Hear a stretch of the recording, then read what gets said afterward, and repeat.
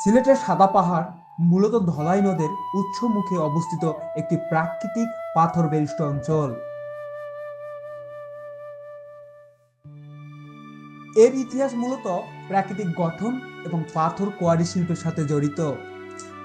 এই সাদা পাথরগুলো মূলত ভারতের মেঘালয় রাজ্যের খাসিয়া এবং জয়ন্তিয়া পাহাড় থেকে আসে।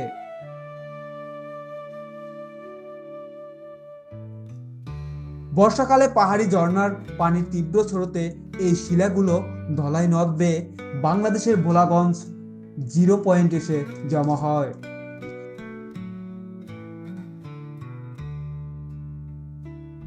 শতাব্দীর পর শতাব্দী ধরে শিলায় ক্ষয় এবং নদীর স্রোতের ধাক্কায় এই পাথরগুলো মসৃণ এবং গোলাকার রূপ ধারণ করে।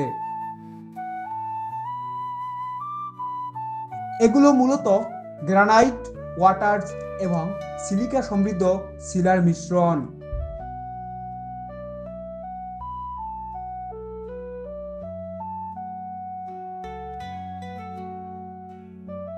ভোলাগঞ্জ অঞ্চলটি দীর্ঘদিন ধরে বাংলাদেশের বৃহত্তম পাথর কোয়ারি হিসাবে পরিচিত।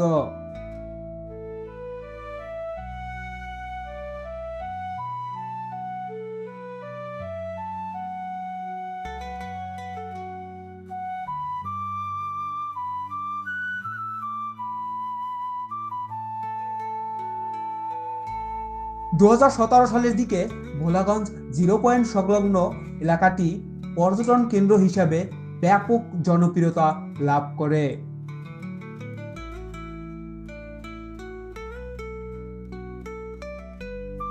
সাদা পাথর, স্বচ্ছ নীল জল এবং মেঘালয়ের পাহাড়ের সমন্বয়ে সাদা পাথর পর্যটন কেন্দ্র নামে পরিচিত পায়।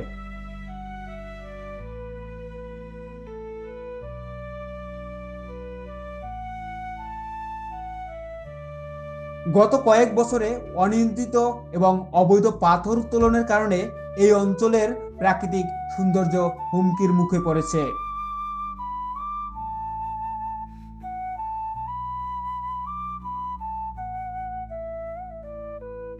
2024 সালের আগস্টের পর ব্যাপক হারে পাথর লুটের ফলে অনেক এলাকা পাথর শূন্য হয়ে পড়েছে বলে বিভিন্ন সংবাদে প্রকাশিত হয়েছে।